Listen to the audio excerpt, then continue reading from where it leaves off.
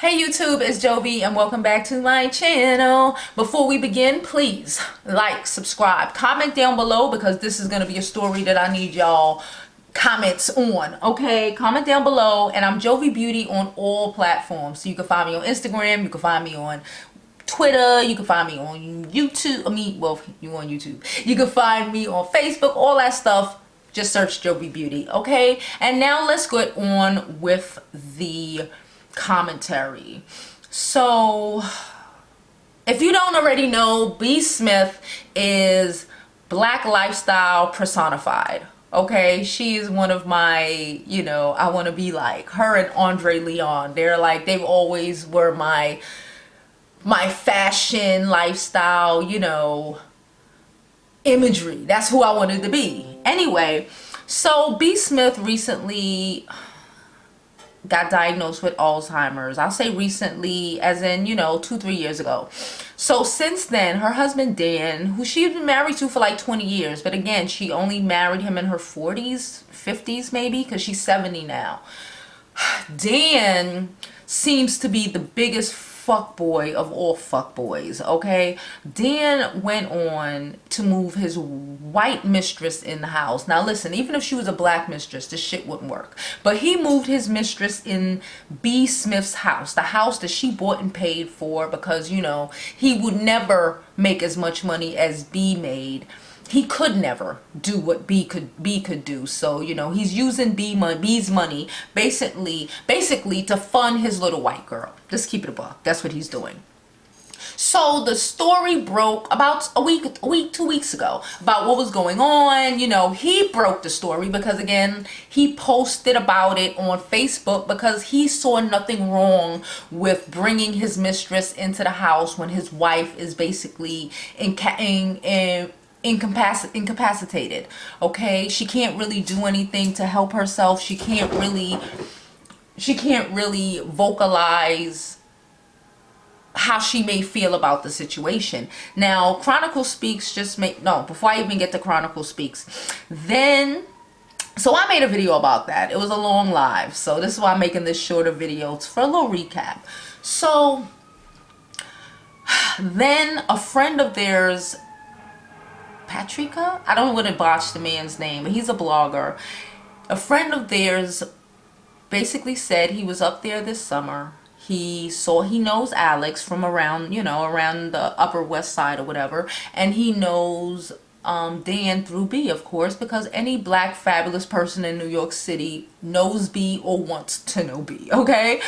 And he basically said they were there kissing, hanging out, hugging. So Dan is chilling. Dan can't afford to get a nurse for B, even though B has like $100 million. I said 17 or 19 on my live, but one of my subscribers went looking and she let me know that B is worth $100 million. Okay, and maybe Dan just can't get to that $100 million yet. So he sold her house or whatever. But anyway, he still can't buy her, can't pay for a nurse for her, a full-time person to come in and help. That's why his daughter moved back into the house, because it seems like his daughter was trying to help B, because Dan seems like he's trying to live his best life. Okay, that's great. You trying to live your best life? You live your best life outside the house while your wife is taken care of, and then you bring your ass home to your wife and you wait until she dies before you go and move in with your mistress.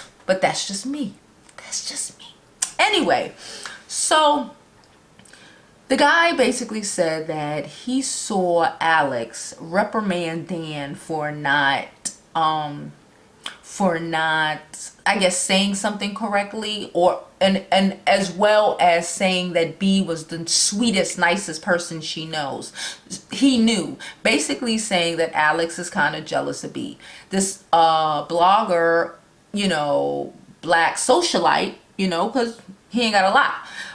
Black socialite also said she saw Alex smack B on the hand and reprimand her because she was touching something. B can afford to touch something if she wanted to touch something. Let the lady touch something. They keep talking about how B is a child. She is not a child. She's a grown ass woman. The woman is 70 years old. She's just sick.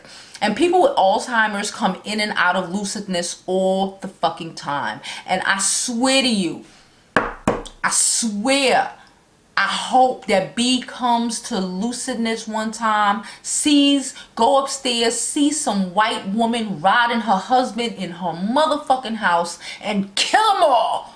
Okay, I don't want her to kill nobody. But God. Anyway. So Alex apparently reprimanded, slapped B on the hand outside, you know, at some vineyard in front of people. So again, if she can do that and reprimand Dan like he's a child, because apparently Alex is the, you know, matron of the house and everybody else is just her niggas, and B is her nigga fucking baby, her little black doll, you know. And I'm afraid of what she and Dan are doing to B. Now, I don't think Dan is necessarily hurting her, but he is neglecting the fuck out of his wife. He has neglected her and left her to literally wither and die. Literally wither and die emotionally alone because he's too busy trying to placate and make this white woman happy. Okay, so Chronicle Speaks just posted a video basically saying how Dan sold B's house, bought a cheaper house, sold her house for $7 million because again, he probably can't get into her bank accounts until she passes, right? So he sold this house for $7 million, but again, still can't afford a nurse, and rebought a house for $2 million, so that's 5 left. Okay, bought him a little Benz Jeep, bought Alex a whole bunch of Gucci and Fendi and Prada and Birkin bags and all this stuff, you know, trying to, you know, keep his little white woman living well so she'll stay with his black ass, because we already know that she wouldn't be with him if he wasn't doing it like that. Anyway, and basically saying that, you know, he has the money to get a nurse for her, but he choose not to, because I kind of feel like, you know, they're trying to speed up the death process, you know, in a real way. I really feel like they're trying to speed up the death process, and this whole shit is very freaking scary. It is very scary. You can't trust nobody when you're old, boy. Boy, oh boy, you can't trust your husband to take care of you. And it's so horrible because honestly, a woman would never do no shit like this. A white woman, black woman, Asian woman, especially no black woman, we would never do nothing like this, yo.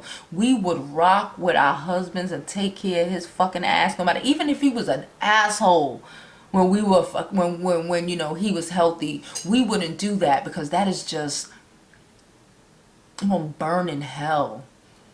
Like, this man is going to, if I believed in hell, boy, he would burn in it. If I believed in hell, he would burn in it. And the insanity of him trying to say, you know, everyone's mad because she's a white woman. We're mad because she's a woman that you brought into this lady's house. Her being white just adds historical context and should really even snap him away anytime she calls herself trying to chastise B or talk down to B or even talk down to him. I love how a lot of these black men want to be all big and boastful and, you know, tell us to lower our voice, but these white women treat them like bitches and they love it, they accept it, they feel like that's their role, to be subservient to that hoe. Anyway, I just wanted to come and really just drop that little bit of information because shit pissed me off. It really did piss me off. It worries me. Shit, even for my future. Thank God I got a kid, boy. My kid is a Taurus. She won't never let nothing happen to me when I get old. But yeah. So that's it, y'all. That's all I got. So I'm gonna just finish this as normal because I ain't got no upbeat ending. Yeah, I don't have it. Anyway, it's Jovi, and I hope you live your life like it's golden because there's no other way to live it.